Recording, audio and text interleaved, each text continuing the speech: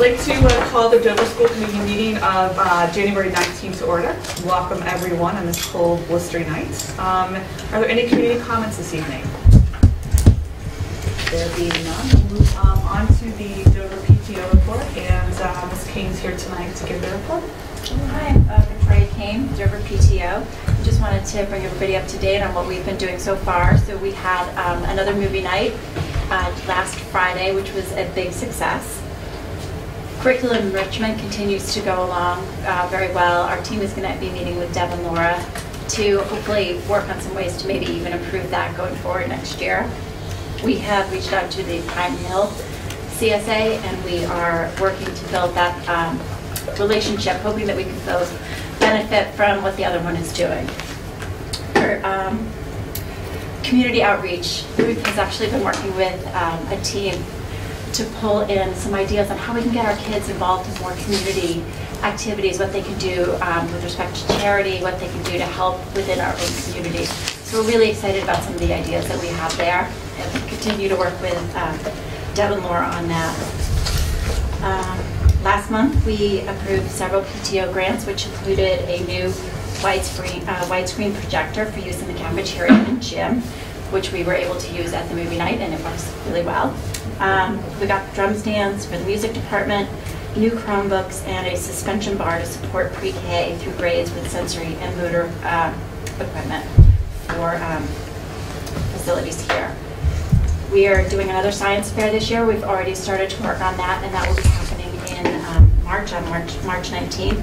Announcements have already gone out. We're hoping to have a really good turnout like we did last year. And then our big event this year is the auction, which is on April 2nd. This year, for the first time, we are going to use a professional auctioneer to help us with the event. We have classroom projects again for the raffle, which Sue Peltier is helping us with. They're going to be framed mirrors. We're excited about that. And for the event this year, we are not going to be using a caterer as we have in the past. We've decided to source the platters and hors d'oeuvres ourselves. That being said, now that we've made that decision, we will be going out to get our liquor license as soon as possible. And I know that we've already done the walkthrough of the building with Deb and the fire marshal.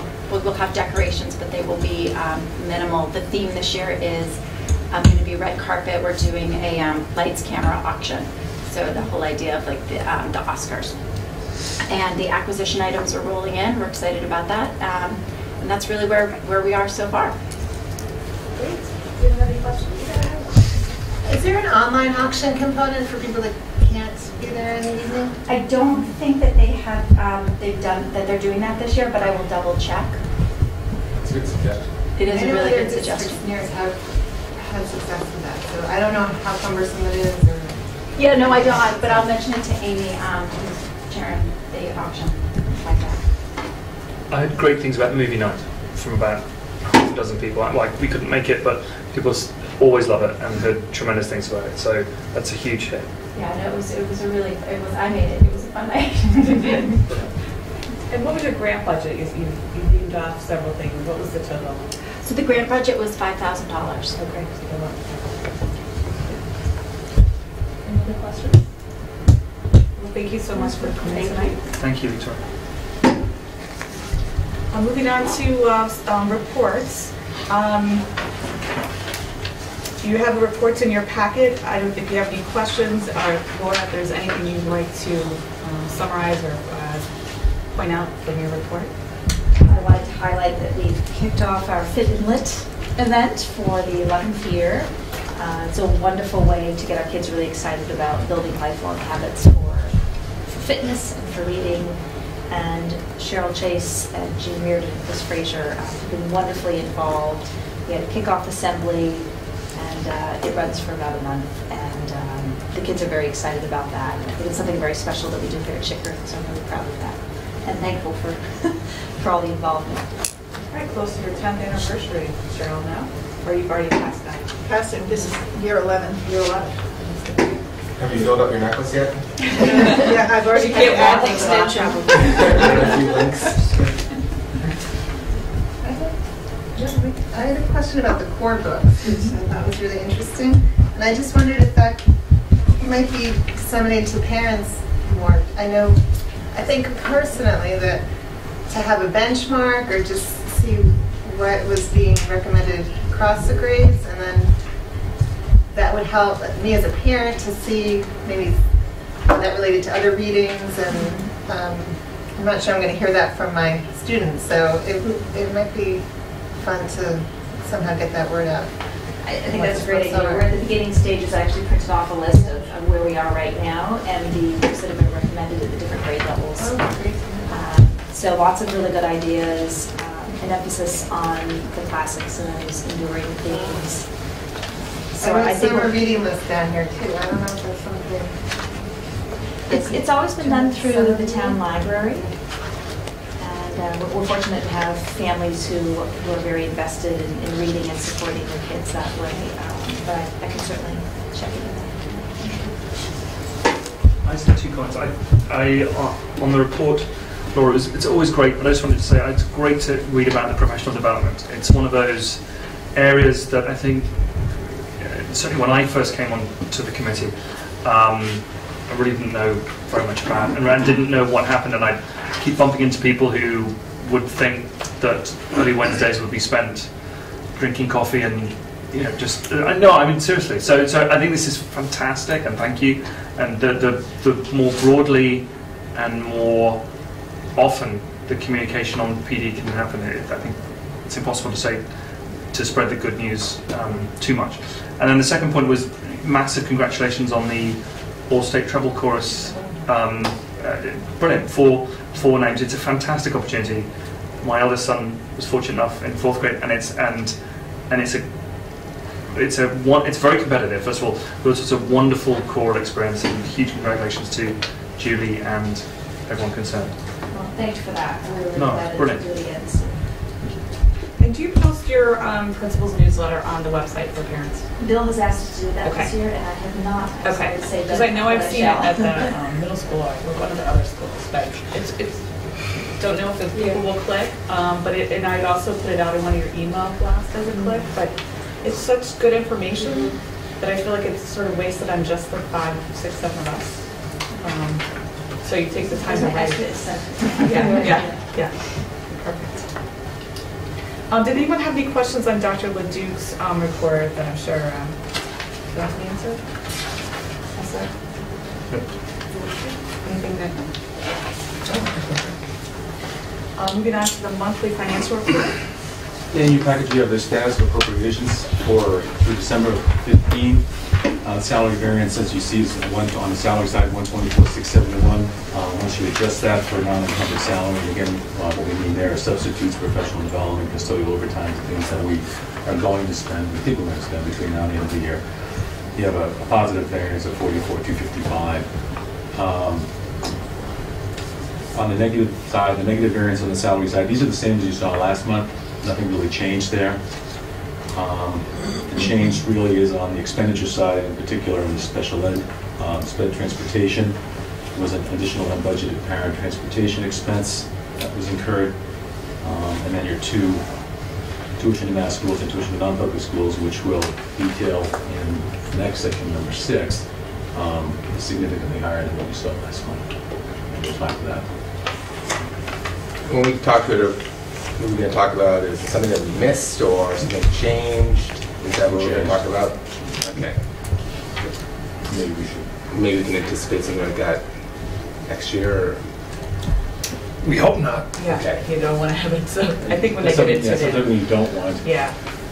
Or so that you can prepare for it in a different way, or Well, I think we can get we'll into move it. to that part, right? Was there any other questions on the non-out-of-district?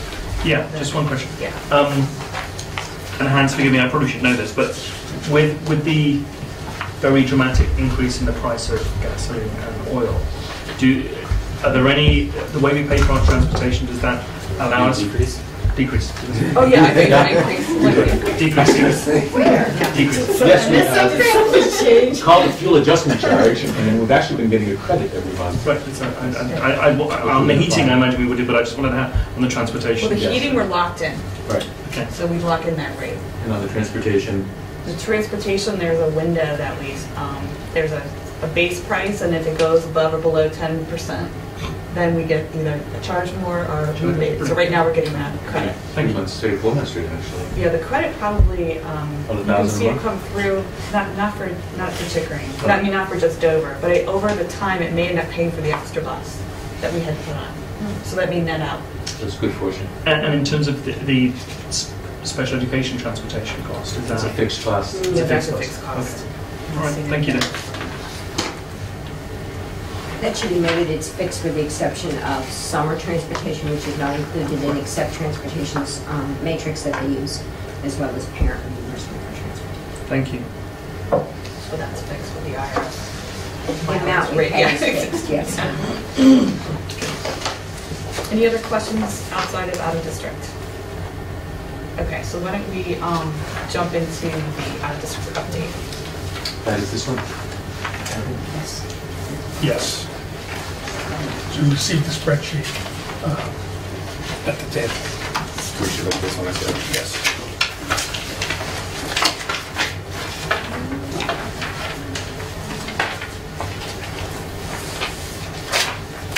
So the sheet that you have in front of you with the out-of-district information, what I did was I took the projected numbers that we used when we built the FY16 budget, and in the column all the way to the right, I have noted what the actual tuitions are for students. Many of them are small changes in tuition due to the fact that we are projecting tuitions. We usually project approximately 3% increase in tuition. Sometimes that comes in a little under, sometimes a little over. And then I've noted in the columns with significant changes there. And you can see in looking at it, the bulk of the change that you see in the tuitions are for some residential placements. And that does not affect the transportation until next year? Correct.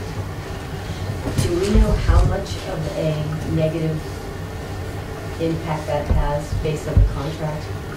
I would have to do it out by formula, because they do it depending on whether it's an accept program, not an accept program, more than 50. I think the key though is that we've also added students in that, so. That's true. Oh, and that helps us. So, So yes, as long that's as true, you. because there are new yeah, placements here, Yeah. some of which will be going out to the accept transportation matrix. So again, there's two big jumps. Is this the first time it's happened in recent memory, or I just don't know the process and how all of a sudden you get like a couple. It's not something that $100,000 happens often Okay. for us, but it happens that there were two students. So they change from day students to residential. Right.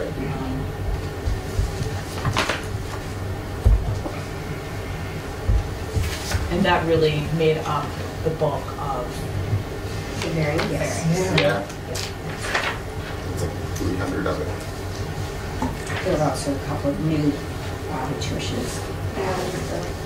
What is new settlement versus new placement? So, yeah, the settlement is an agreement we enter into. Okay. Of an existing placement? Sometimes, yes. But you can tell though, if it doesn't have a number over here, Then it's a new yeah. place. Yeah. So what? Ongoing, or is it? Yeah. No, we can't see, I think we were talking about this earlier, settlement is sort of you think it's just a one-time thing, but it's not. It could be a 1 year and they reevaluate it the next year. It could be something you settle over for the rest of for the 3-year plan. I think you have to keep. So it's not, it's just, you almost have to look at it on an annual basis. What are those funds used for? This is where we've negotiated pricing, So the payments contract? for tuition. Is it illegal? Is it paid Yes, directly to the yes. school? Yes. Or is it Yes. paid to the Isn't parents? it paid to the parents? Either way, Um, it goes both ways. We have some of both. Sometimes it is where parents have already paid. so that's where the change would go to the parents, because they would take it while they litigate it. And so we're, you know, once the settlement was done, we owed them money, or there's times where the placement is settled and that we pay the school directly. So a new placement isn't a settlement yet, but No, New placement just indicates a student that was placed out. and the majority of our placements, but Correct. so the majority of what you see are placements. Yes. And there's a few though that go to sort of mediation, negotiate, you know. okay. Terry, what's the rule? Isn't there something when students are moving from another district to our district, there's a cutoff where the other former district pays up to a certain point? Can you just review what those rules are? So there's a move-in law, and it was actually set up so that districts, after April 1st, if families move into our district with an out-of-district cost, the former district pays for that upcoming year. And that was put into place particularly so that districts would not, after April 1st, get hit with a large tuition amount that was unexpected. So if one of our students that we were paying tuition for moved after April 1st, we would cover their tuition for the following year. And students moving to us after April 1st, their former district would cover their tuition for the following year. So in this, one of the details is there's a move-in with a date of September. Wouldn't that fall to the former district? No.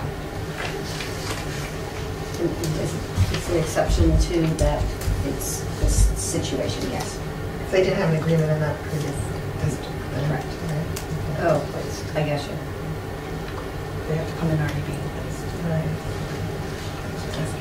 It also depends on the type of placement. I Absolutely. understand, I can tell by where they came from, what Right. probably happened. So it's a collaborative placement. Sure. The move-in district becomes financially responsible if it's a residential placement or a private day placement, and the move happens after April 1st. Then the sending district remains financially responsible for that school year. How many of our students are, some of the details in here have the word Pine Hill. Is that our sister school Pine Hill, or is there another Pine Hill?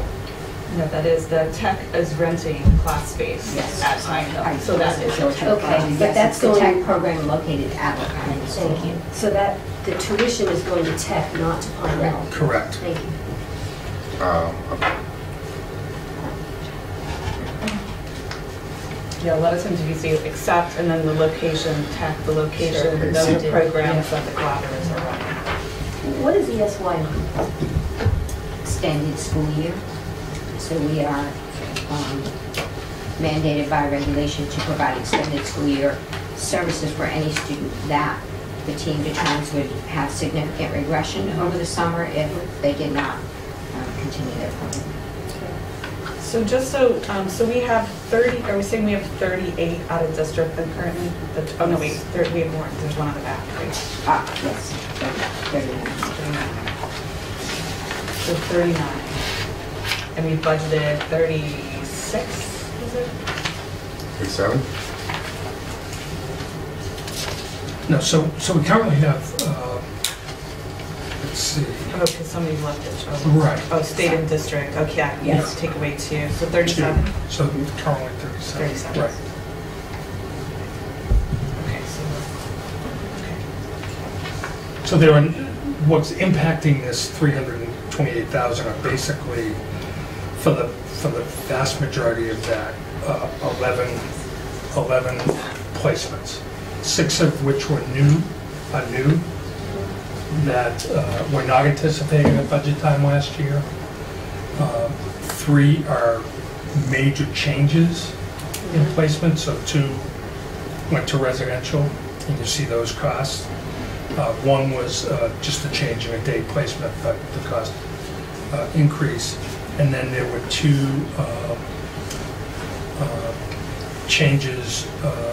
1 student left the district, and then 1 student who was projected as a potential placement out actually stayed in the district. So it's I would tell you in my experience that that almost a third, as a result, there's almost a third changes of the total, is pretty unique in a school year, I think, for this size district. So kind of goes back to your question earlier about the changes and can we expect Right, that anticipation. to anticipate. Yeah. You know, like, obviously it's you keep your fingers crossed because you just don't know about move-ins, and hopefully we have a pretty good handle at this point regarding possible placements for students who are currently in district, but that can change as we go through the next 5 months as well. I think the other thing to point out is that the two big changes were circuit breaker eligible reimbursements, so it's not as bad as it seems to the bottom line because all that is already, it's going to be reimbursed. Actually 100% full 70 right there, whatever 70, the national is. big 70%, right, because it's already passed the threshold. So I think that's something to keep in mind, and you can't just look at the raw numbers. What's the threshold again? I always use 40,000. It's 4 times your foundation. 42 and Yeah, change. it's easy to use 40. That number generally goes up every year a little bit. So the important piece on that is the full impact of these changes will be seen in the FY18 circuit breaker, but in fact, we should expect to see some adjustments to what we've projected for FY17, because some of these changes have already occurred. Right. And will be tracked back to So these were FY16's Right. final. Right. Correct.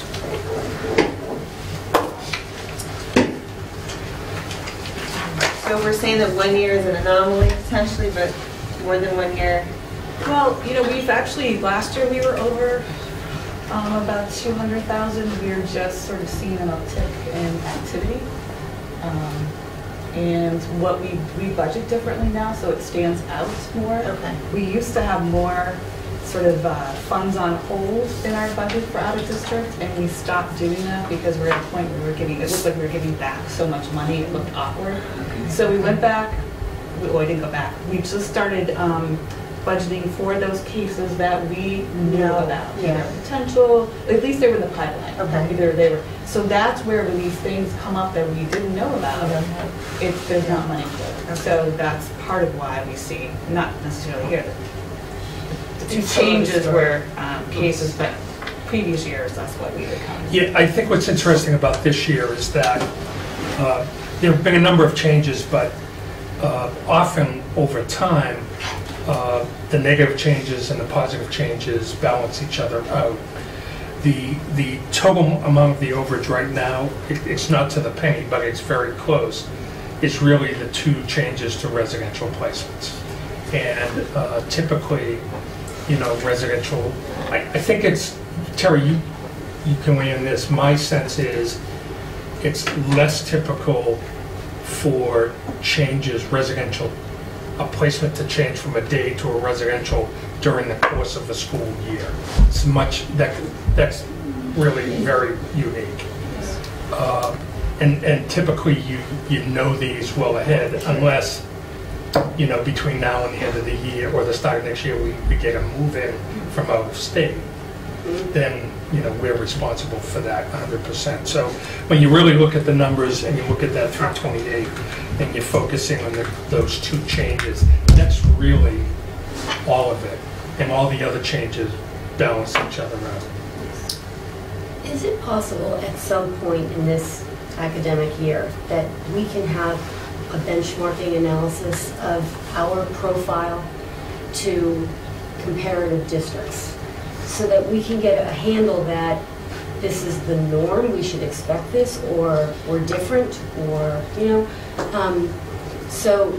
you know, maybe take 10 schools.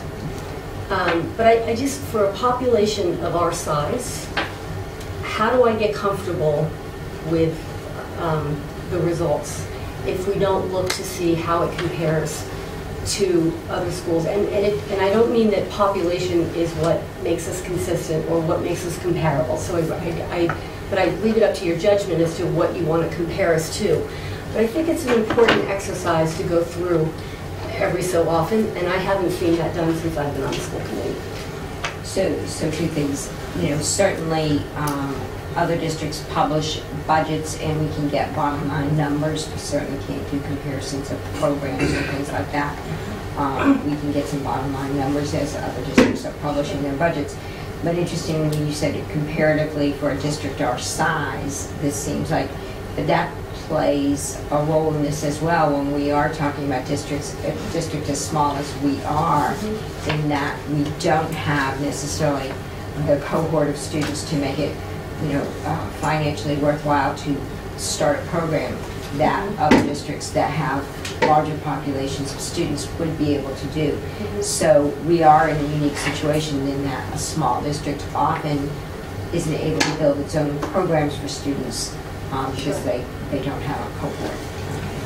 Laura, were you talking about the dollar cost comparisons, or were you talking more about numbers as a percentage of cohort students? And I have seen exhibits where severity is not the right word, but they color the types of learning disability. I don't know how I'm not going to use the right language, but the types of services that these either in placement or out of placement students are receiving, and they give you numbers, and you can. But this is a very large number in our budget, and I feel like it deserves some attention. And I don't know how to do that because I realize we're different. We're a different level, but perhaps we can start with a financial comparison. So numbers of in-district students, numbers of out-of-district students, percentages of budget spent on those services. I have not seen a benchmarking analysis. They may have been out there, but I've never seen a benchmarking analysis comparing prototypes or learning profiles related to individual education plans between districts. I haven't. I think it's. I think it would be very, very difficult to get a true apples-to-apples comparison that way. But we can certainly start with the financial piece, and I think that could certainly give us some good data to look at. And I know that now is not the time to do that. That this is an exercise for the spring or even the summer. Yeah. But I think we owe it to the town to feel like we understand what's going on.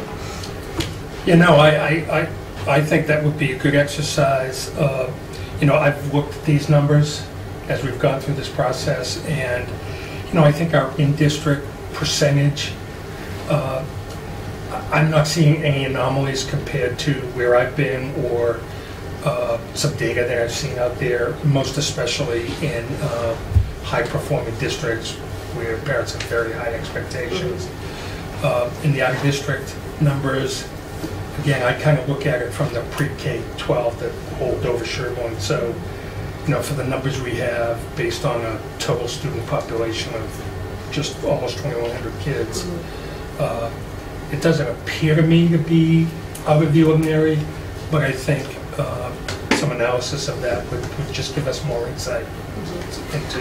But even our relatives, our town versus our sister town, is not proportionate to the rest of the regular education, and I wonder why that is, to be honest. I look at that and I say, well, it's the same management team. We have very similar populations. There's obviously a population size difference. It's not that, it's not 50-50, but it's something close, and that's not what this is reflecting. Terry, on that, I know it's almost an impossible question to answer because you're dealing with a series of highly individual and specific cases, and even if we get to large numbers of those, they're still made up from every individual case.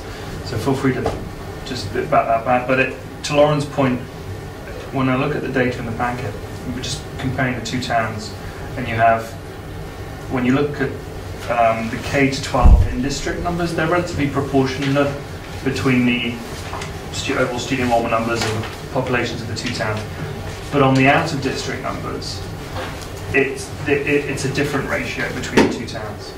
And is there any reason or explanation that you might come to offer, or? I think it really is completely dependent on which students are coming into the schools with what kinds of needs. And that's unpredictable. So, there may be a shift from this year to next year in numbers from each of the towns. It's really just dependent on the population of students coming in. But the fact that there are so many more out-of-district placements from Dover residents compared to Sherborne residents, a multiple of, is there any explanation you offer for that, or not really? Not really, except that, as you know, in Sherborne as well, but Dover has a wonderful reputation. Parents know that. We have parents who move to our town for our school system and for what we have to offer. And I think I have to speak, if you see a little more of the detail now, if you look at, I don't think there's anyone who we're sending out of district that if they lived in Pine Hill, if they lived in Sherborne, they would be in district. And that's but that's a critical point. I think that it's hard to say do our numbers don't look like theirs. It's the cohort of children that we have living in our town is dictating the numbers a little bit. It's not that we're doing anything differently, I don't think, that's causing us to experience this.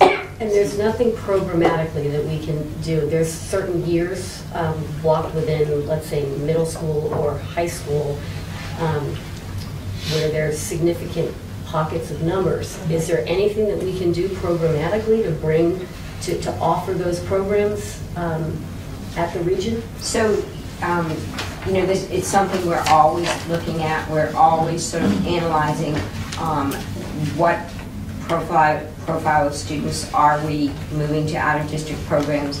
What kinds of things do we think that we can, as a district, do to address some of those needs? It's something we're always looking at and looking to build what we can for programming. And even here at Chickering, as I meet with the staff all the time, we're constantly honing skills, talking about what kinds of skill sets we think would make a difference for some students, and always looking to build our capacity in those areas. When you have to remember, elementary numbers would be +7 or 8 if we didn't have the integrated preschool. Correct. Mm-hmm. And so that's a change that we've made, that potentially if we can take care of their needs here at early level, they'll be able to stay at Chickering versus going out at the elementary level. So I think that's where we have a potential to see, can these kids go from pre-K to kindergarten and then stay in district? Mm-hmm. That would be the next test, I think. And if we compare that to Pine Hill, that's had a program longer than we have, then that's where that's the difference is. Yep. Yeah, exactly.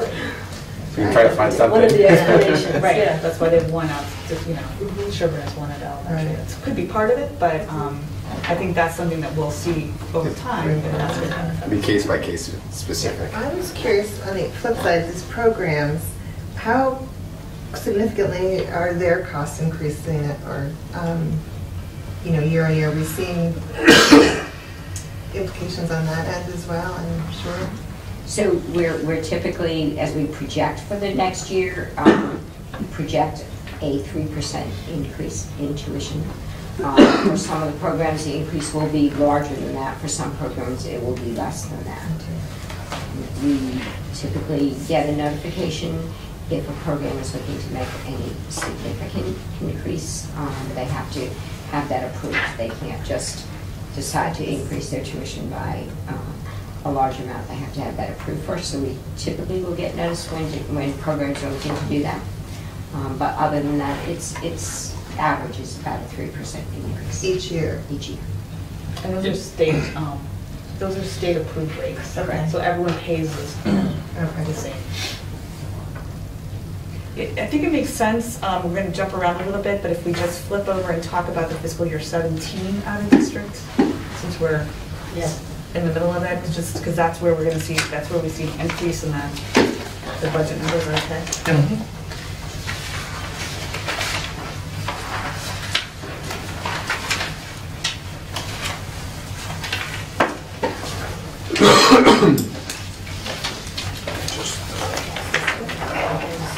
Well, all right, so that's updated 17, but from a budgetary standpoint, with these changes,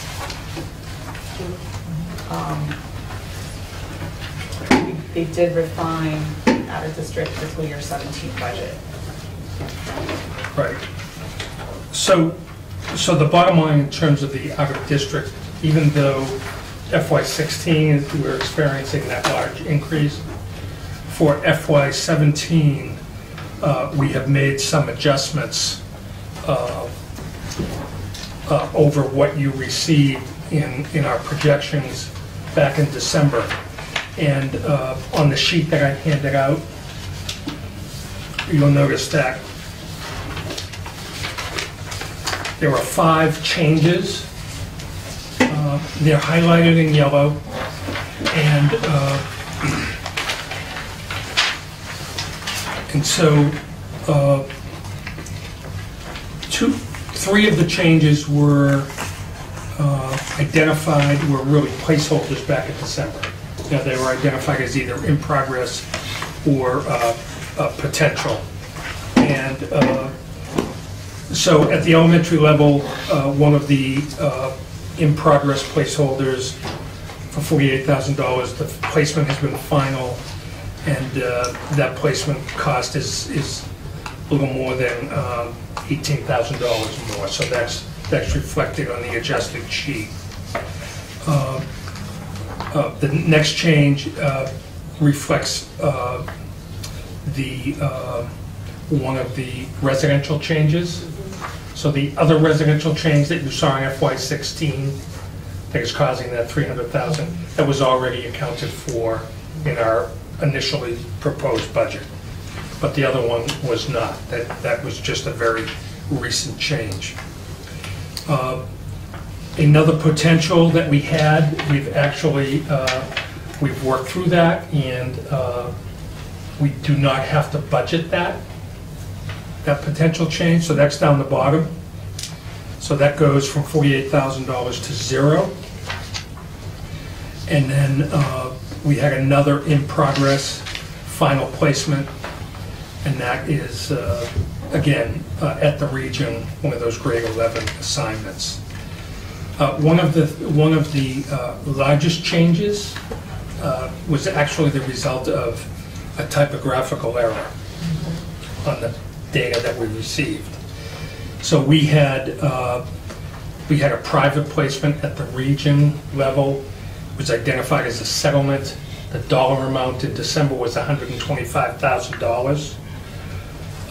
That actually was a typo. The correct amount is $12,500. An extra 0 was added to that.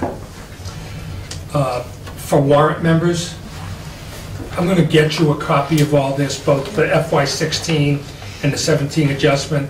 We'll have it for you tomorrow. Sorry I didn't have it tonight. Okay? So you'll be able to see that. So the net result, of all of these adjustments and changes is an increase in the out-of-district budget, both elementary and region, in tuitions of $98,276. We have not adjusted the transportation amount. That stays the same.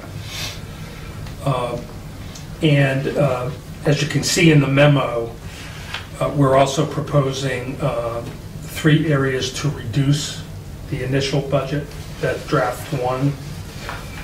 9,000 is by reducing the pre-K supplies line from 12,000 to $3,000, so reducing that by $9,000. Last year, we budgeted $12,000 because it was a startup program, and there are a number of initial startup equipment and supplies. We're also reducing the teacher longevity line by $15,000. That $15,000 represents the early retirement payment, and I believe that we will be putting a process in place where in future years the language will indicate that basically notification for retirement as outlined in the current collective bargaining agreement will stay the same, but we're hopeful that there will be some language which allows us to make that payment in the next fiscal year. It will be very shortly after those who are eligible retire at the end of the school year. So that will make the whole budgeting process much simpler.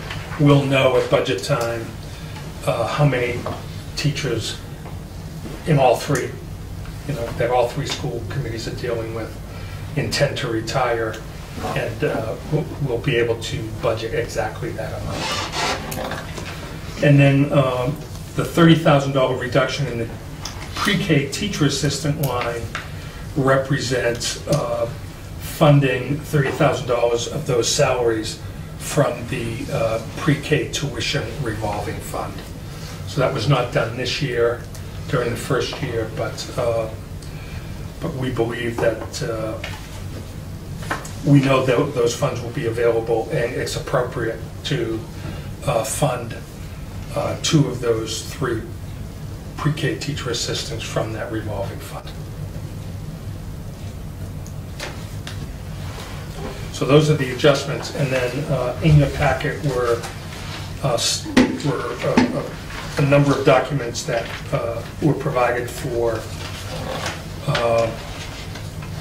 further information and analysis. The first document represents the shared positions, K-12, that all three budgets share. So we've identified the position, what the percentage share is, and how that breaks down in terms of dollars for FY17, and the total amount is compared to FY16. The second document is a recap of what I just talked about in terms of the adjustments to the first draft budget. And again, although we've identified some areas where we can make some responsible reductions because of the out-of-district tuition, the adjustment is going up by about $98,000. Not $98,000, $54,000. The next document that you have is a breakdown of the out-of-district coordinators' caseload. There was a question that came up in Sherborne as a question that was forwarded to us. Somebody in Sherborne was looking at the number of out-of-district students from each community in relation to the percentage split that you see in that other document. And so this actually takes the number of students and identifies what that percentage split is between Dover, Sherborne, and the region. May I ask a question? Kind of relates to this, but the in-district special education budget for the region, does it get split based on the region agreement, or is it split based on the census of special education students by town? No, it's just split by totality of the budget. That's right. So it's part of the region allocation. Yes, the assessment. It's not specifically identified. The assessment allocation, correct. So I know why they're asking this. And I would suggest that if this once is something they want to explore, that we would then want to explore because I believe that the special education in district proportion between Dover and Sherwood is not proportional to the total student body between the two towns. If you look at the percentages. Yes, so I just lay it out there. So there you go. We've been asked to provide I information, so understand, we're but providing information. Well, so you provided this, were you proposing any, Not at this time. okay, but you can, yeah. I can see where it's going. Oh, yeah.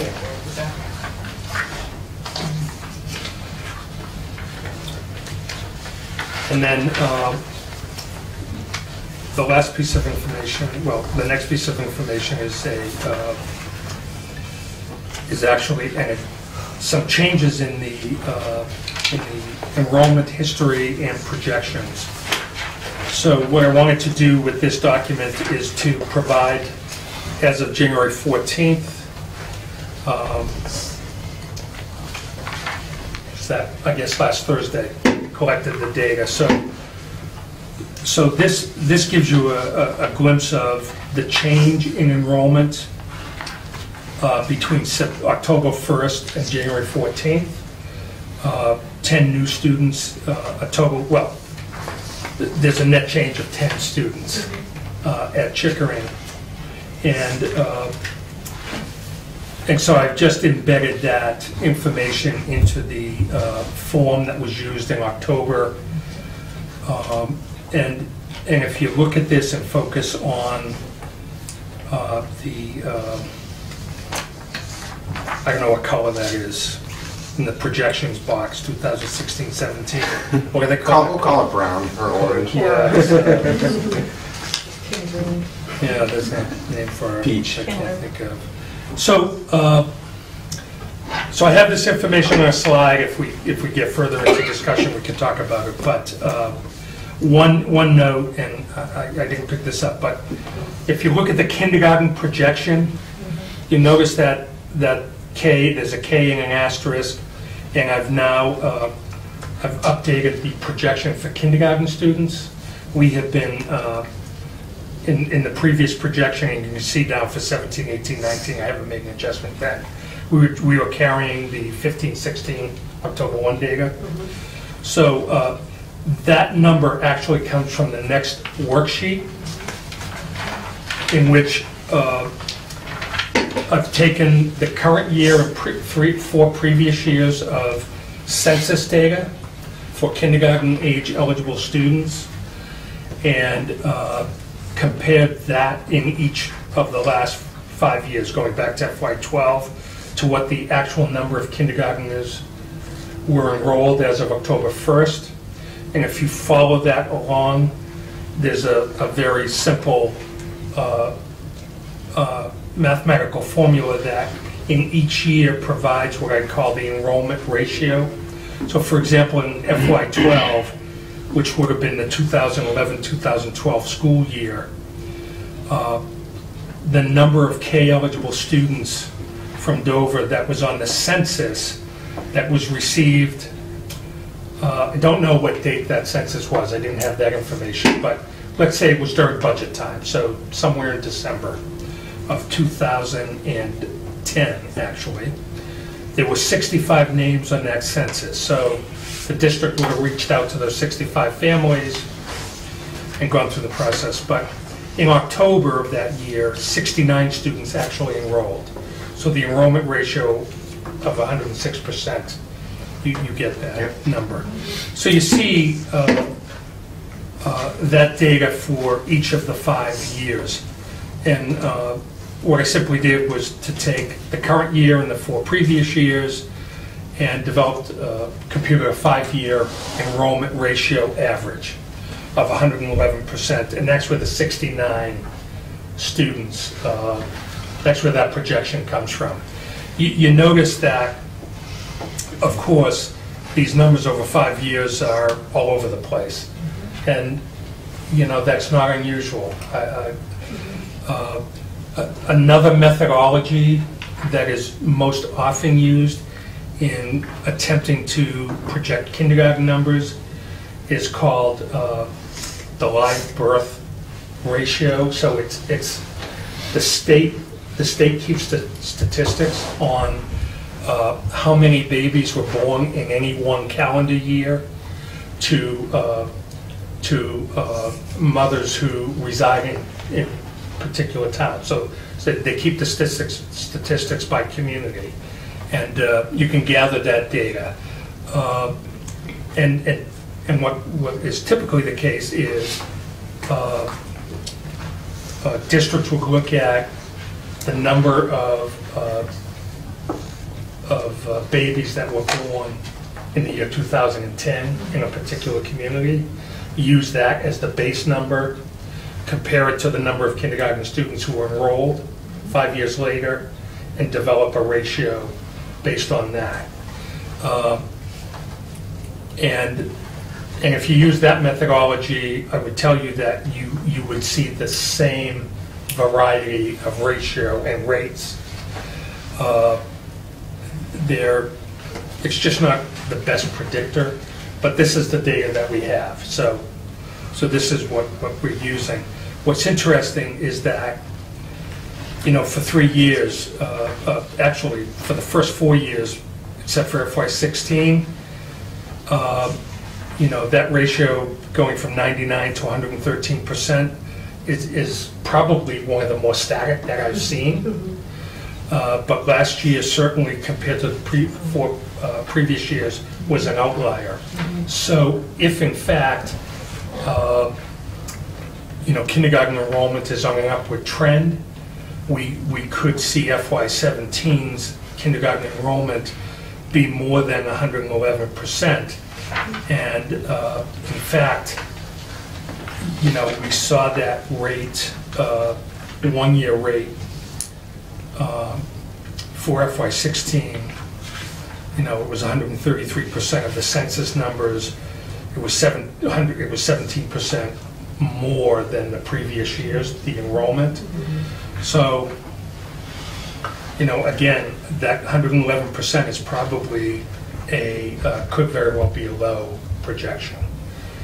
And so for me, so what that suggests is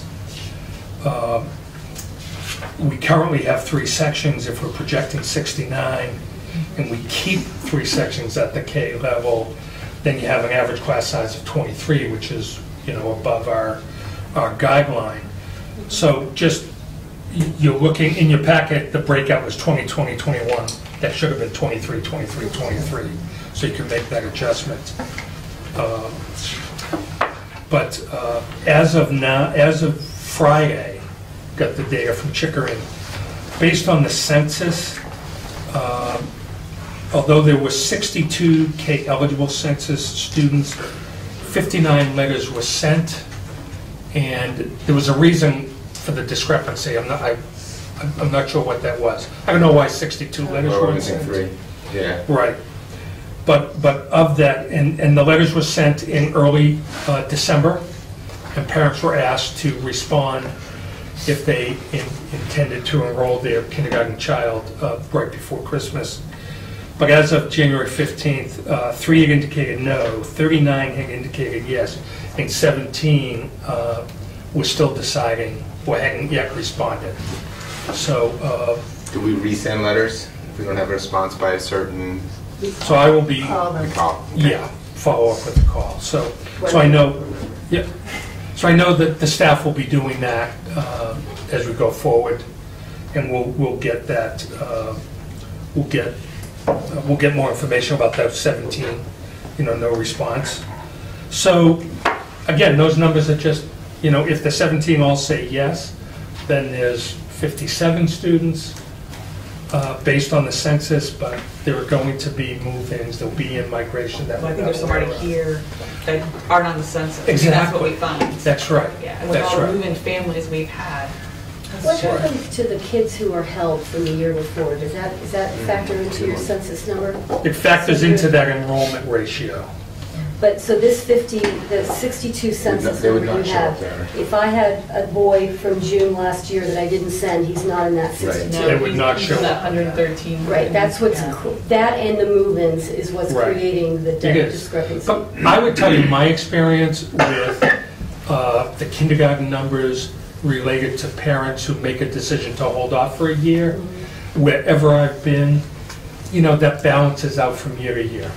That Okay. number is pretty, yeah, the delta is usually the same. It's very rare to see a big change because, you know, unless you have an anomaly some year of how many students' birthdays fall within a particular month.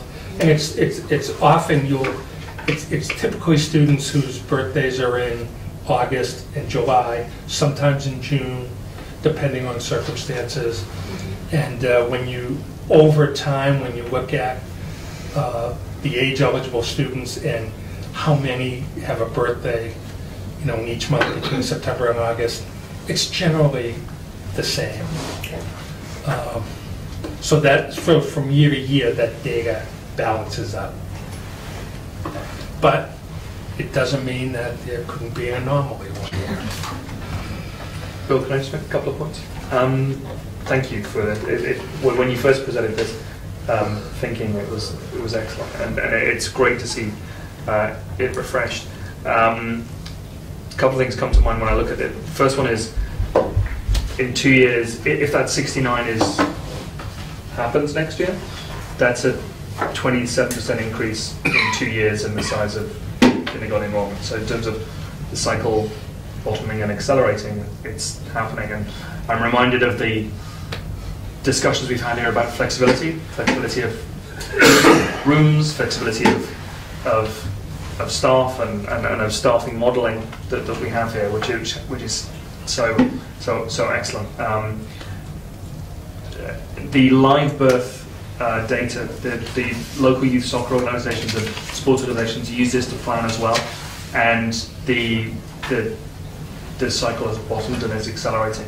What's interesting that we've noted is that our trough of birth numbers coincided with a massive spike in a couple of feeder towns, Newton especially, and talking to people who work in real estate, is that Newton and Needham have been in recent many feeder towns, people moving in, because there's just too many.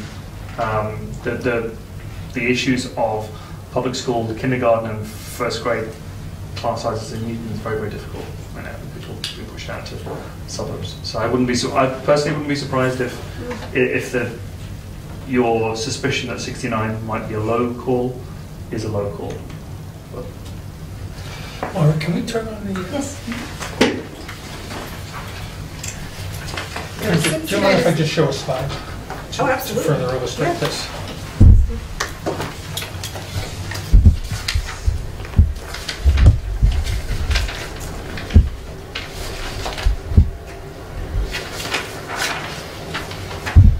Here's a corrected version that has the right kindergarten breakout number, and then I've added a couple of pieces to that. thank you. So if you go above the 69, then we're above 23%. You're right. But we've got it floated. That's what we're trying to justify to use that spot. Oh, yeah.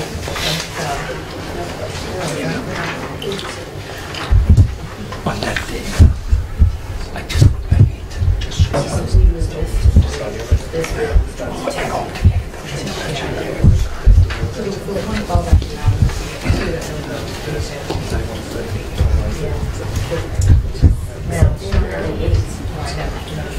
Wait a minute, that was exactly my point.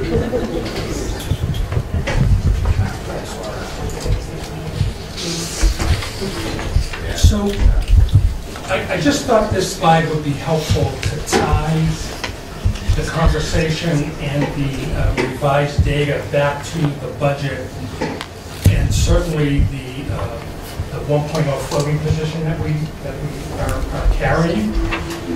And so if you notice on this slide, right now in kindergarten, it reflects what we just talked about, the new kindergarten projection number, and then the breakout if that number held, the enrollment held, and the sections held. So above guidelines. if all else remained the same next year, so the number of sections in each grade, we made no adjustments, you'll notice that I've highlighted grade 1, which we're right on the top edge of the guideline.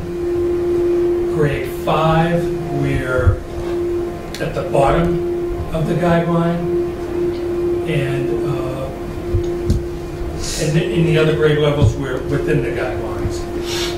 One thing I do want to point out, for example, if you look at the January 14th enrollment, you'll see that in grade 3, that class has grown to 85 students. And the projection for grade 4 next year is still at 83. But what I want to point out is that the projections, remember, the projections are based on the 3-year survival rate. And that rate, that computation for the 4th grade, 102%, represents the net in-migration and out-migration change based on the last 3-year, the previous 3-year average. And that computation is based on an October 1 through September 30th pattern.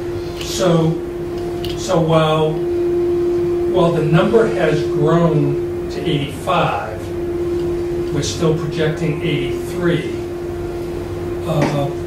It's above the 3-year rate. But one of the things we talked about in October when we looked at this data was that,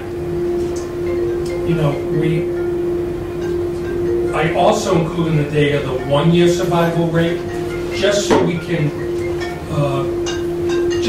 understand if there's a recent change in the 3-year trend. And as a result of that, we see we're in grade 4. The 3-year average is 102%, but the single-year average going from 14-15 to 15-16 was 105%. And if we use that 1-year average, we were projecting 86 students. So while I suspect the 4th grade numbers, that trend may be going higher over the next year,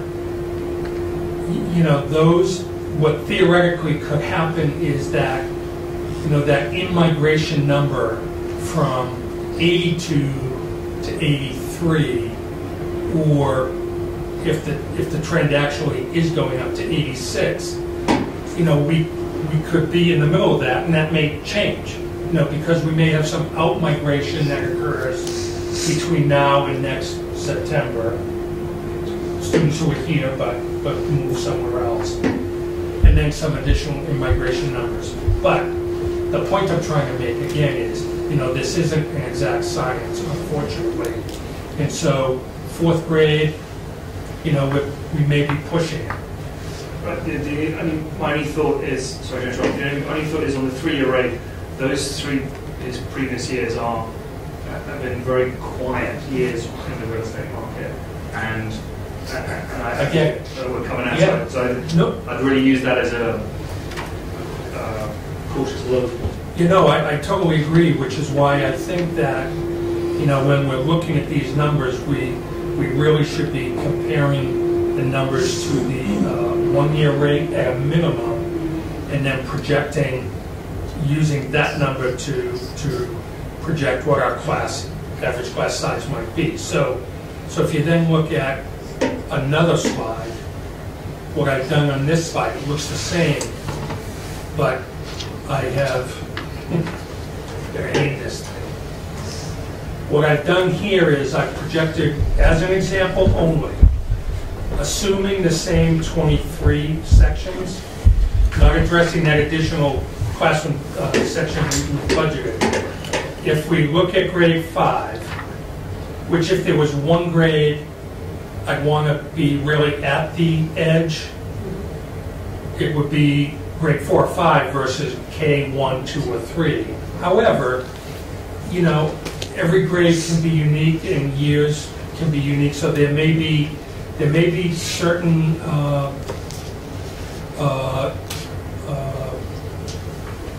certain factors about that grade 5 cohort that would cause us to think about that a little differently. But anyway, if we were to shift a section from grade 5 down to grade 1, you would see how those numbers would change. So you look at the breakout and projecting 3 sections of 22 at grade 1, we'd have much more room at grade 1 in case there were increased growth there. Because if you look at the 1-year trend, we're looking at 69. So that's what the breakout would look like versus grade 5. We'd have 2 sections that are 1 above the top of the class guidelines, 2 that are not. The 3-year average for grade 5 is the higher of the 2. The 1-year projection, the 1-year trend was 103%. And so that's, again, there are different ways to look at this, and I'm not proposing that this is what the sections will look like right now. That's something that the school administration really needs to weigh in on as well. But the point I'm trying to make here is, in relation to the real concerns about kindergarten numbers, right now, all else being equal, that floating classroom we have in the budget, I think that's where that would go, kindergarten. I also look at, the floating one, and then also what Devin and Laura done last year with some of the teachers moving to different grades and getting another experience, creates flexibility. You mentioned, maybe there was the 5th grade, if there's one less, you might be able to have someone more in kindergarten. It creates flexibility with the staff. If they've been understanding and accommodating and learning better skills, they can move around a little bit more too to accommodate for some of these shifts. Oh, sure. And if we were to change the number of sections in a grade, what absolutely would happen is, so a 5th grade teacher wouldn't be reduced. Exactly. I mean, we make shifts so that,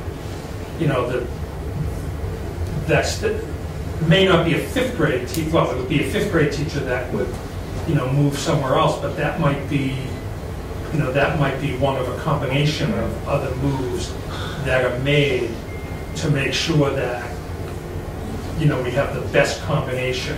But making some of these things we've done before, it's going to make it even more fluid if the opportunity arises. Yeah, I agree, because it's been done before. Exactly. It's not there's not a big change. It's not the first time. Just looking at the kindergarten to 1st grade typical number move, and with 66 in there of projection 16, 17 compared to 64 kindergarten now. If you go back to previous years and look at the numbers, +7, +13, +7, +6, +7. Just to get, again, that 16, 16, 17, 17 rather than 22, 22, 22, it seems very likely.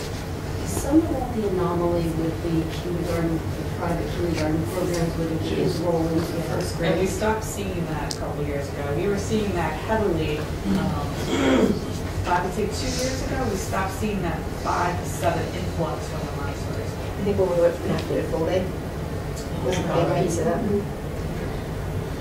Yeah, and again, the survival rate for the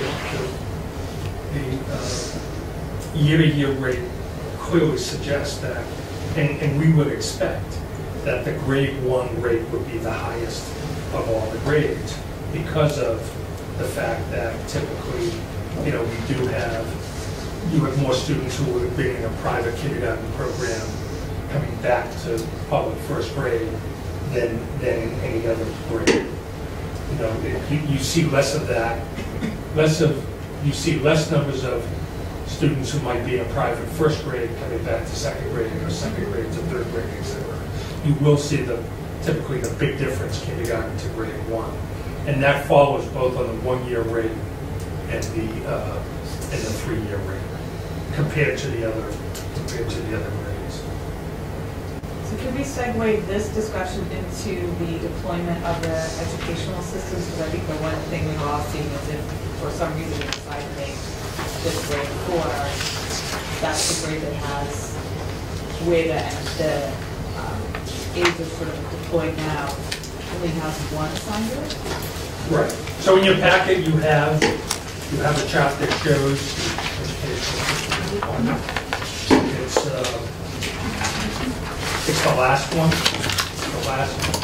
It shows in the packet in the documents. Looks like this. But do we have special ed in district? So if you're looking at the rising 4th grade, those the special ed that would come with their cohort, with grades. Yeah. Yeah. So I this think is our in general, One yeah. general ed. So that, You say that again? Oh, this is today's? Is this the today's distribution? Yeah. Oh, okay. But even 5th grade No, I- high with only One general ed. one special and one general. Right. That surprised me. yeah, so remember, IEPs, the level of services in each IEP can differ dramatically from student to student and certainly from grade to grade. And, it's not at all. What is interesting with this data, I think you see, in kindergarten and in 1st grade, you see the assignment of, 1+ special ed assistant. In grades 2, 3, and 4, there are in 3 and 4 there are in grade 3 there are 2, grade 4 there are 3, in grade 2 it's 2+, 2 and some percentage of a third. And in grade 5 there's 1, which indicates to me that the level of services in the 5th grade IEPs are different than in the other years. But This was really helpful to see it this way. To see it distributed makes more sense. The story holds together. good. You should note that for some of the educational assistants, if you look at the column on the right, it does say duplicate. Because they're working in 2 different grade levels. So they're not necessarily, so don't count. Some people are Yeah. listed across grades. So there's 1st grade Melissa Cochran, says duplicate, because she's also above. Second grade as well. Yeah, so that's why I said in the 1st grade it's 1+. Yeah. Teacher assistants, it's 1 and a portion of a second.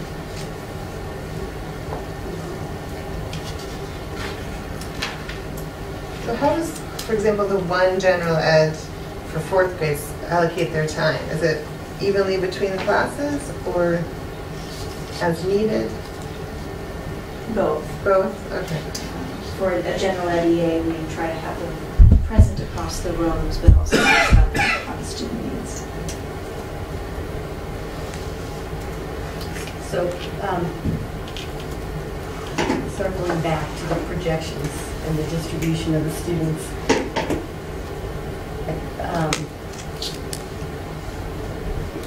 based on where we are January 14th, are we comfortable that having one floating classroom is enough? Because I see, it's bulging, obviously, in kindergarten.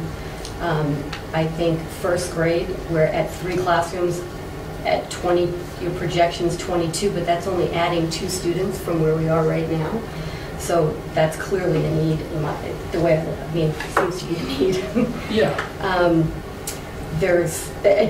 If where we are right now, January 14th, the methodology is perfect, but just, looking at, well, what does that accommodate? It's only a couple students in each of these classrooms, more than where we are January 14th. And we're at the upper limits in a lot of those classrooms. Right. So, you know, part of it is based on the committee's appetite to push the edges of the class size guidelines. And I think that, you know, the class size guidelines are what they are.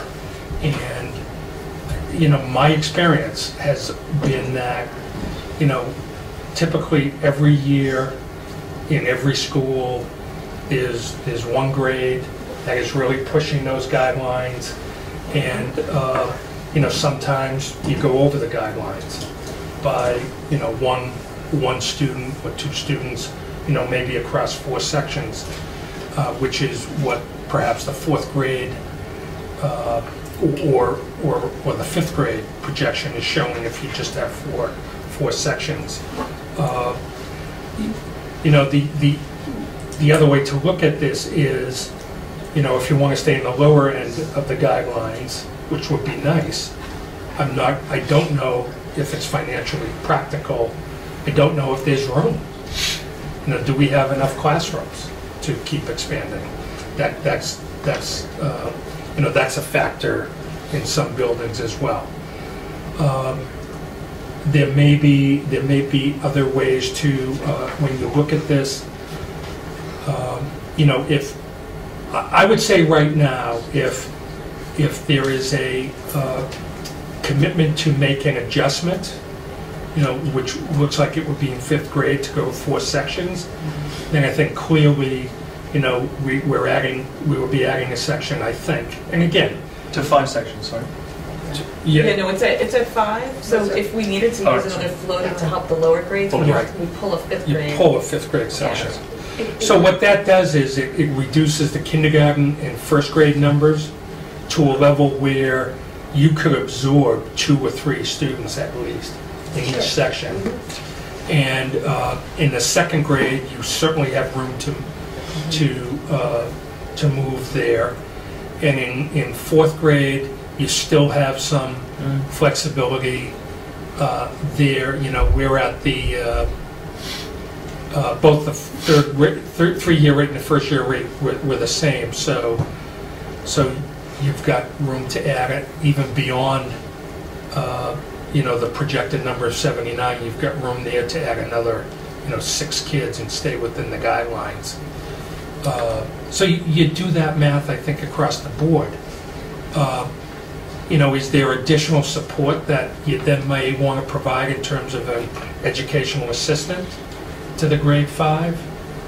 Possibly. You know, you look at some of those other grades where we're on the low end of the class guidelines and see, you know, take a look at the distribution, how it stands now. The other piece is, you know, the other way that I've done this in the past is, you know, you've got a grade 2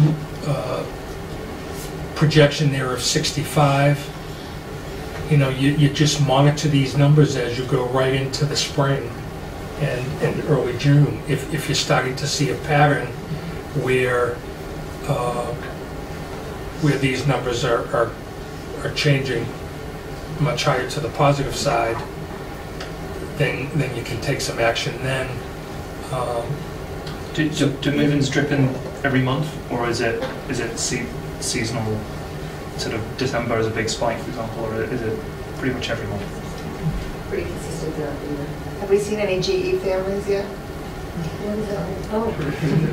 So I think I haven't seen the data on move-ins from last year, but clearly. Last year was one of our really low years. Yeah. And that's where, so just to put things in perspective a little bit, our budget was based on 436 students. Where we are accommodating 470 on that budget. And if you look at the projection, it's 452. That's where I think it'd be hard to say we're going to have 2 floaters. Because I think there's room currently. I mean, you have to, you can't take, these numbers already have influxes built into it. That's what, I mean, right? So Yeah, these numbers are not what we're used to seeing, where we just take the, carry forward the years and we don't spread the migration in. This is already using the formulas. I think we're pushing the upper limits I think this building was built for 5 sections, K through 5, and that then if we're bulging out of the building, I can understand using EAs because we're at the max size. We're 22, 23, we've done that in our history. I think that looking at this and projecting, adding only a couple students and being at the upper end of the class sizes, I think it's too optimistic, given the real estate market, our activity so far, our school ratings, the publication, the publicity. And I also, my personal opinion is that in these older grades, I understand the kids are more independent, but it's writing intensive. I think you put 23 kids on one teacher, I think you're asking, I think that's asking too much of the teachers. I agree, and I don't think 452 is. I understand it's there from the spreadsheet, but I think at least 2 of those grades are far too low when you look intelligently at the numbers they're driving. It's grade 1 and the grade 5 the next year will be high. Sorry, grade 4 and grade 1, I think. So I agree with Lauren, but I also think we can't think of 452 as where the number will be. That's the very bottom of the range. I think the center of the range is higher than that. But we're saying 452 with some assumptions are already built in there. Yeah. I mean, that's already including Bill's formula going off or whatever. So that's not the bottom. Yeah. That's, If we don't have any add-ins, we're going to be running at like 4.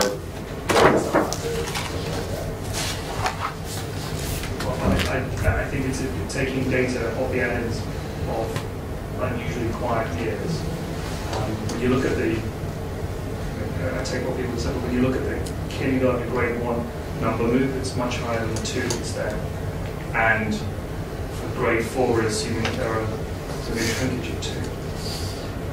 I mean, kindergarten might be optimistic, but if you look at right now, 59 letters have been sent out, 300 people said no, so we're looking at best case scenario 56.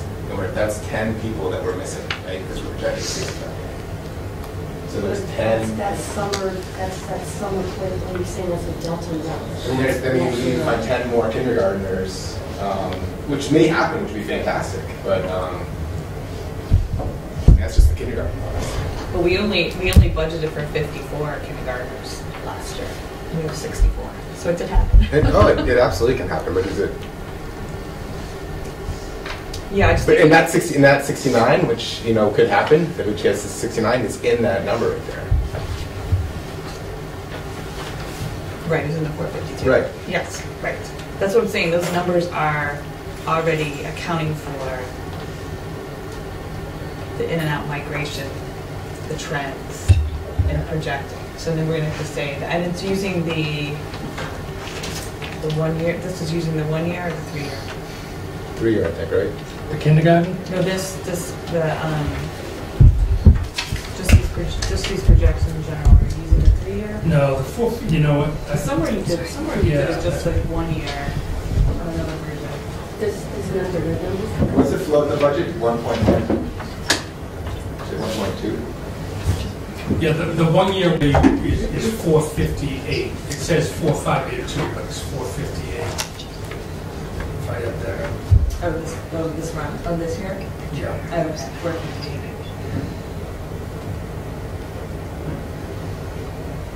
That was just a Lawrence point about the older grades touching the upper range of the guidelines. I would feel a little uncomfortable defending that to the community, just because we have guidelines. I feel they should be reflected for all age groups. Be hard to reflect back to something that if we had guidelines for a school, we reflect them a little for these grades and not for these grades.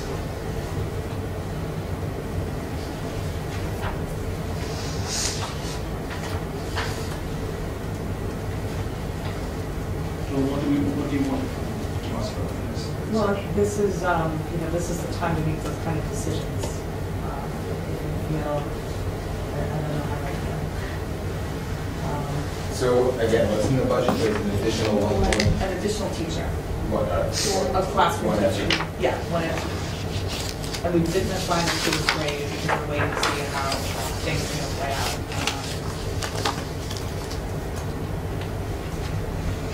So it looks to me, We've always, and there's been a couple of summers during my time where numbers have gotten a little bit bigger. We've always, I remember when we had an emergency meeting in July because we thought we might have to add a teacher. But as it all shifted out, we did. so we're running right now 470, Yes, with existing. right, and we're projecting 452. Yes, that's So why, there's that's why I have a hard 18, time there's adding 18 students missing, potentially. And we have a float on the budget of it. But that's just because of the graduated large class and I the incoming small understand, class, so yeah. it obscures it. No, it's not skewing it, it's just the numbers are the numbers, but it's just the big classes going out. Well, big class, you're seeing, First section. it's basically what we're projecting to be next year's fifth grade now. Which is only 4 different. Right. So if we decide on the one extra section, and we get to the summer and it looks like that's underestimated too. Is there, what options are open? Is it better to have the reverse?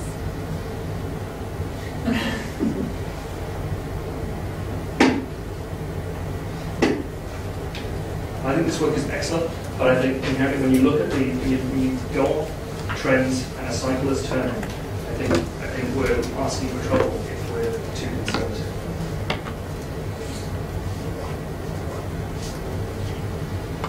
So in my previous district, that district had guidelines, kindergarten through grade 3 classes, the guidelines were 18 to 20, and grades 4 and 5, the guidelines were 20 to 22. The school committee always, and we factored in a 10% differential at the top of the guidelines, because we know that if you have 20 students in a kindergarten class with 3 sections, and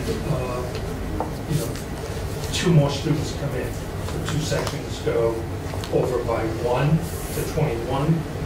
If you add a 4th section, now you're well below the lower end of the guidelines.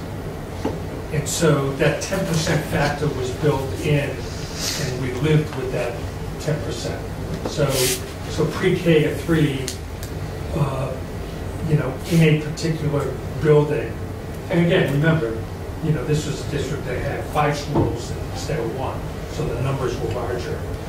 But we lived with that for the year, knowing that typically, again, the pattern generally was that in each of the buildings at one of the grade levels, we were probably really right up against that upper end and perhaps over by 10%. If the projections were that the class size would go above the 110% level, then we made a change. We added a section.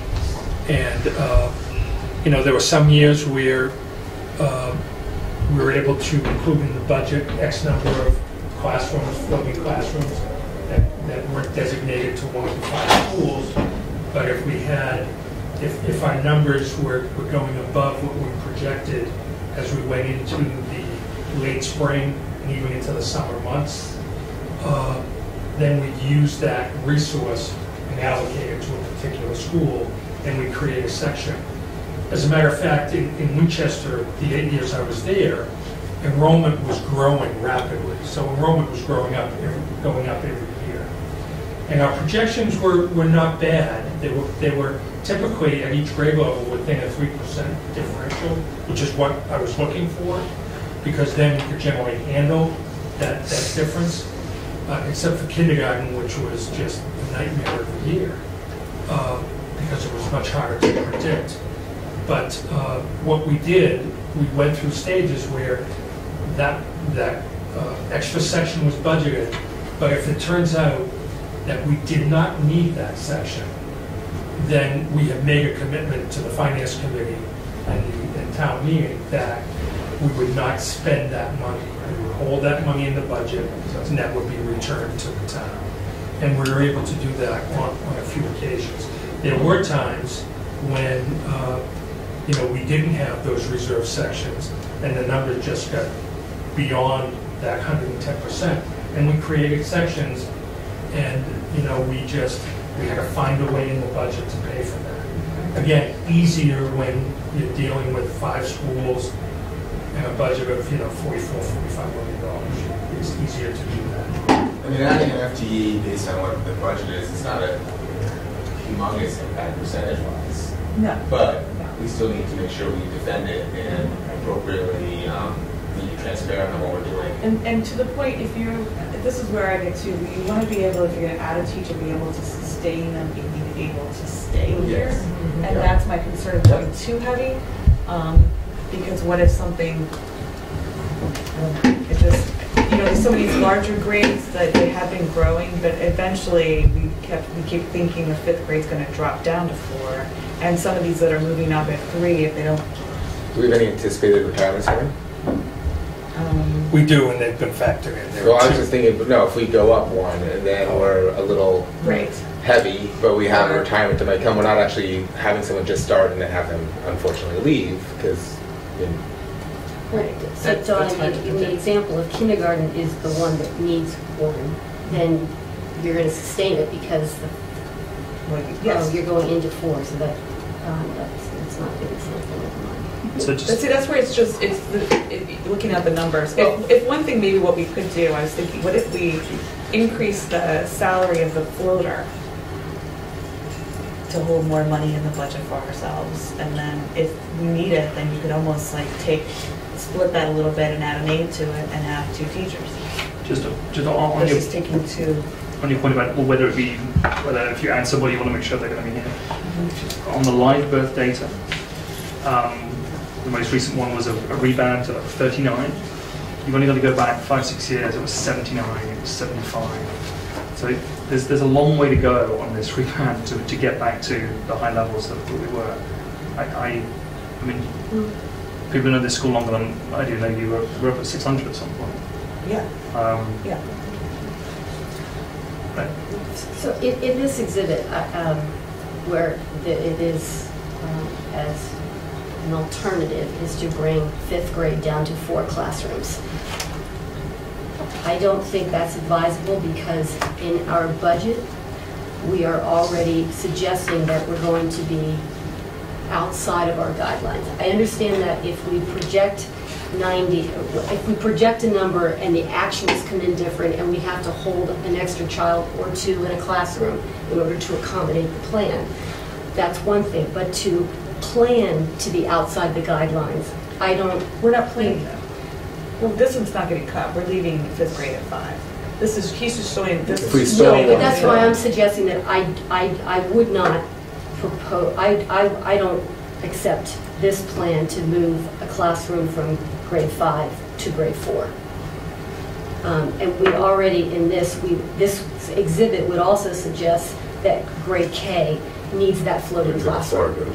So we're back to the plan being grade 1 at 22, which I think is too conservative given the history that we've had in the growth from K to 1.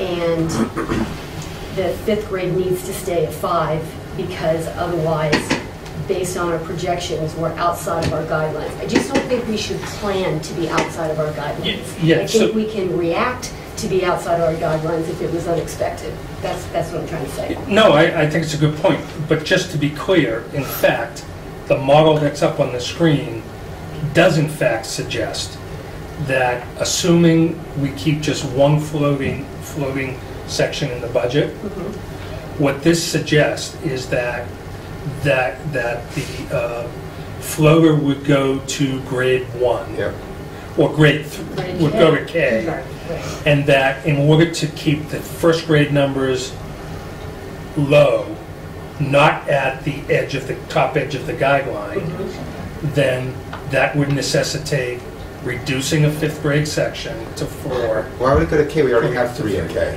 Because then K's at 23. Days above the guideline already. Oh, yeah. Oh, I see. I see. Before. I got you. Yep. And the colony they might need to. Do you want a motion?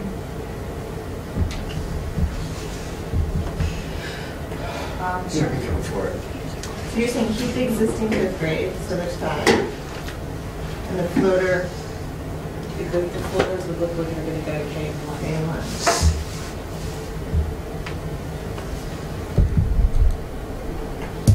But that puts one below policy.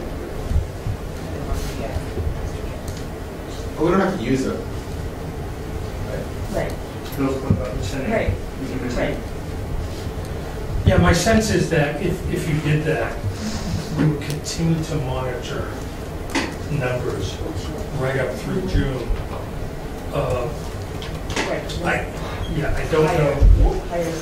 Laura, what is the practice for notification to parents of assignments for next year? It happens in the summer, and most recently, late summer. So that practice, I think, goes along well with carrying floating sections in the budget because, while I'm sure the staff will be putting mock sections together, it does allow, if we get an influx of students, certainly through July, right up through the end of July, it gives Laura and Deb an opportunity to make adjustments where they need to without it causing disruption to parents who may have already received notification of assignments. And in fact, in Winchester, early on in my tenure, that's what we ended up doing. It was a tradition for parents to learn their child's assignment for the next year, the last day of school. And because enrollment Everyone's was here. If growing. Adrian wants to make a motion, I say we Yeah, it's Adrian. go for it. So I have to leave, pick up my child, unfortunately. Okay, so there's a motion to add a second floating teacher to the budget at the same pay rate, same level. So moved. Is there a second? I'll second. With the contingencies that we talked about? Yes. Okay, all in favor? Aye. Okay, so we'll get on a second teacher. I apologize, I haven't seen it. That's okay. Thank you. There'll probably be some discussion at the finance level, so I'm sure we'll hear more So, back. I don't want to see right. us cutting things in the budget down the road. Right, so we So will. let's see how it shakes out. Right, so we will take these revised numbers. We have our visit to Warren in February. So of course, projections and discussion will help. I think it just offers a nice, as long as we're transparent, Right, right, which we have been and we continue to do. exactly. On the other budget, I think, let's see. I think the only other we have covered was your flux analysis. Right. So Laura has a presentation on that.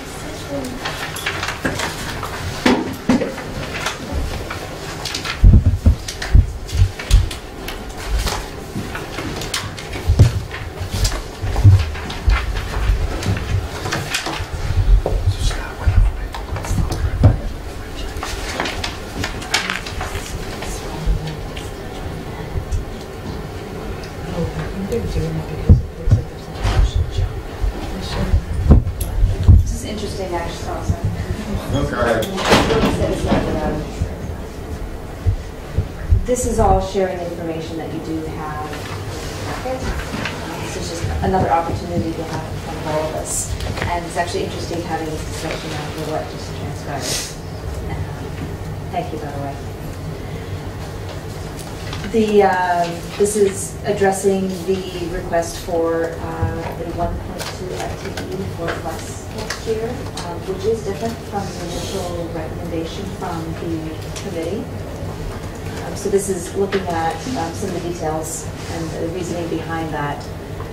Next year, we'll roll up to 3rd grade, so we'll have it implemented with the half of our school, which is very exciting. And that does match the initial bus plan that was presented in 2013.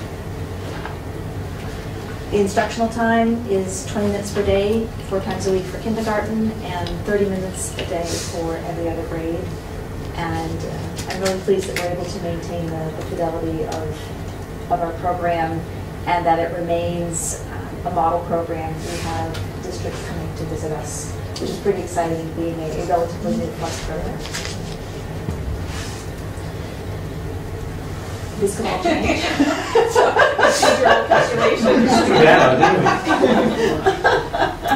So the following information was based on this number of sections at each grade level. 3 for K, 3 for 1, 3 for 2, and 4 at grade 3.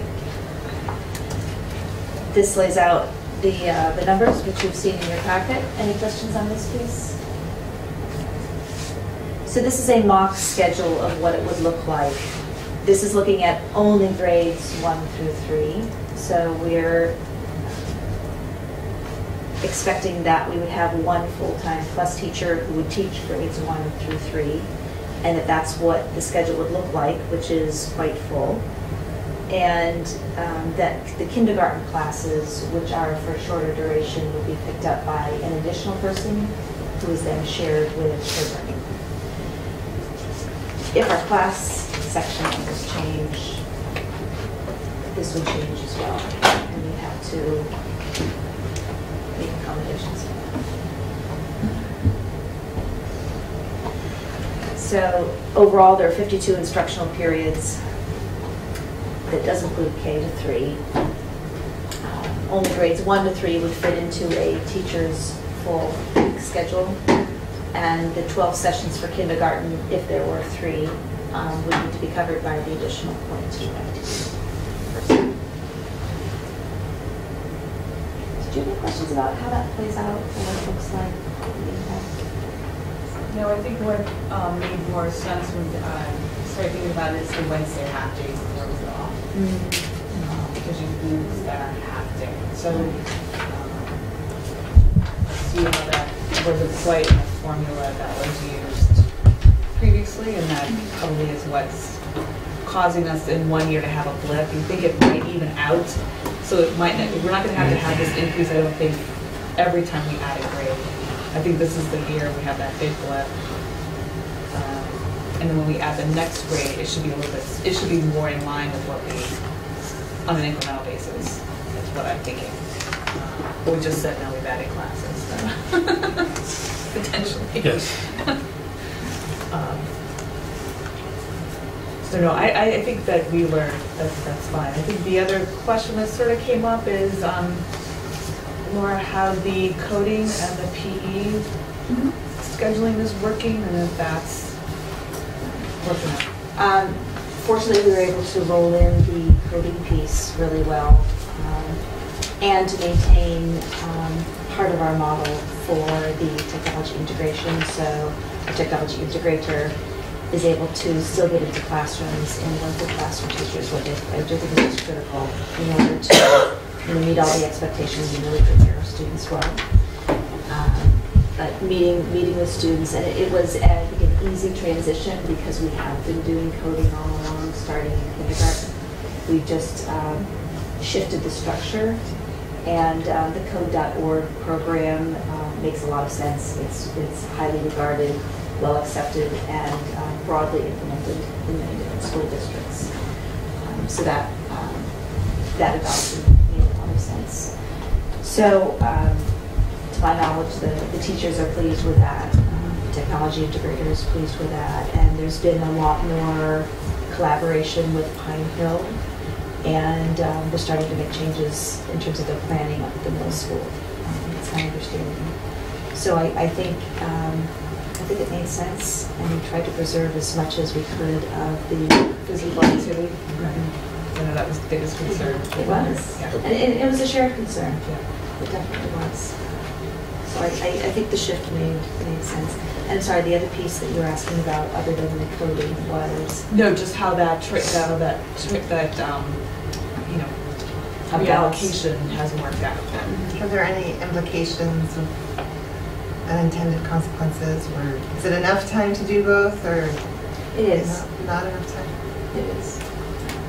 And I think we managed to have the least impact on the number of PE classes, and the fact that a class will have 1.5. Right, We didn't have to right. completely cut back. And having the alternating weeks, which was a very clever way of addressing the need, the purple and green weeks, to make the schedule work.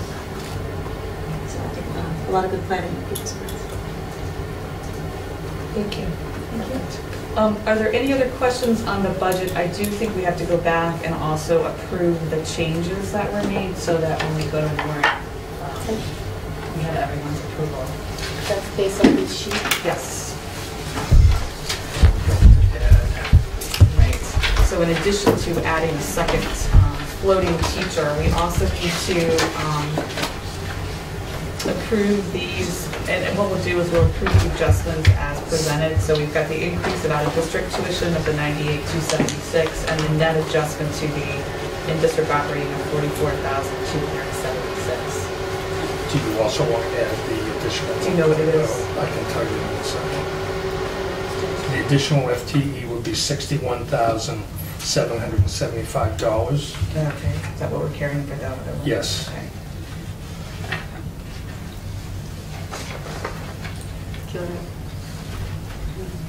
For a net adjustment of $106,051. So do I have a motion to, we're going to be duplicating our motions here, but to increase the fiscal year 17 budget by $106,051. So moved. Second? Second. I'm sorry. Yes, Yes. just double checking my handwritten to the note. Okay. And of course, that motion is based on the components that we've discussed tonight. So all in favor? Okay. Okay. And then, so our new number would be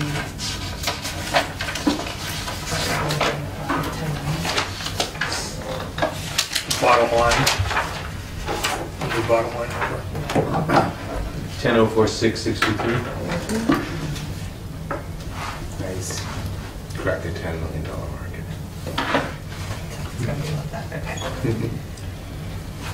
And then also if we can make sure we have, well, when we go to warrant the, because I do believe our circuit breaker is going to go up to about $1 million, right? Around $1 million? Or it's, At least, right? we're at 990, yeah, so that'll be a good number to have to counteract. We can do an estimated projection. Okay, that'd be great.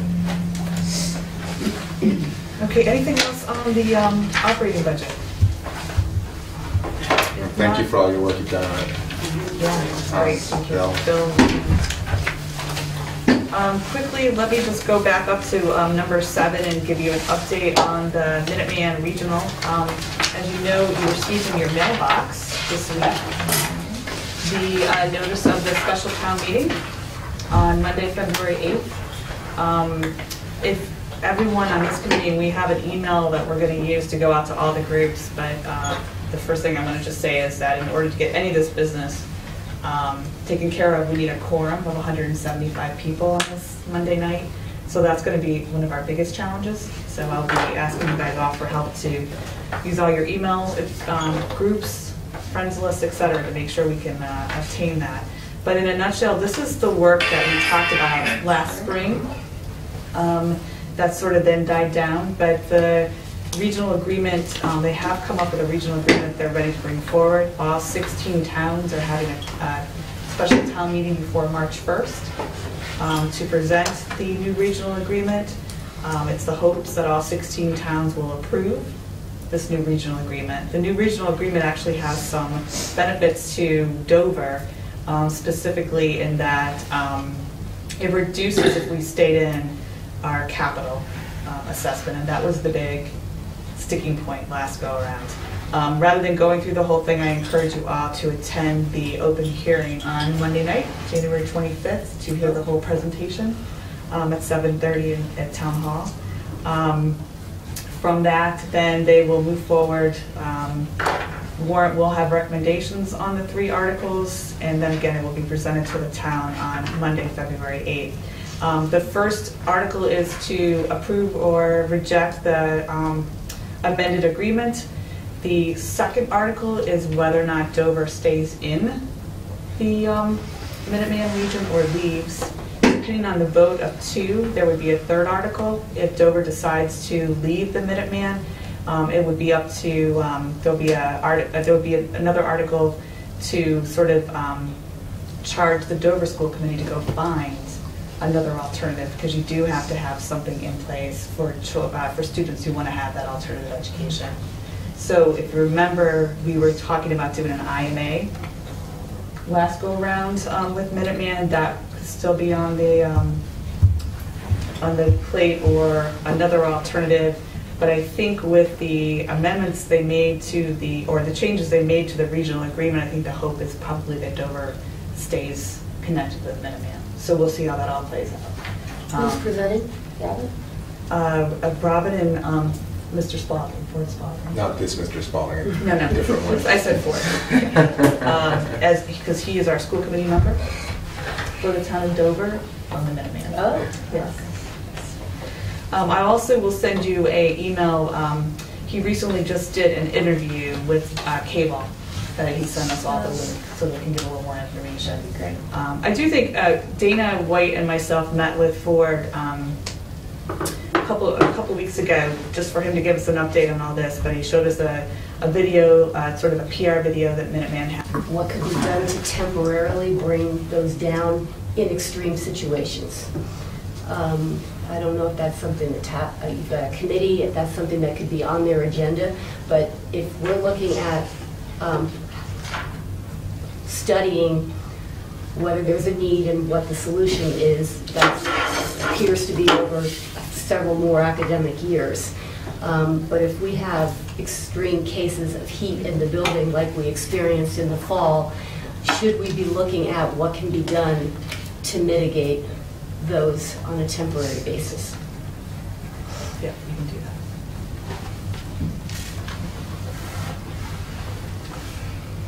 So I've captured that as look at alternative measures for temporarily mitigating extreme heat conditions. Does that capture that? Yes.